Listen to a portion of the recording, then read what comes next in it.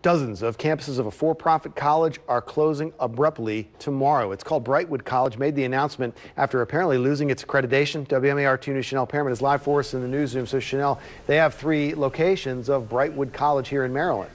Yes, Christian, students say they received a letter just yesterday stating that their last day of class will be tomorrow. Now students all across the country, including students at those 3 campuses in Baltimore, Towson, and Beltsville, are left wondering what's going to happen to both their credits and their money. The letter sent to students blames requirements implemented by the Department of Education, as well as trouble with investors. According to school officials, students will still receive credit for all courses completed by and passed by Friday. Christian?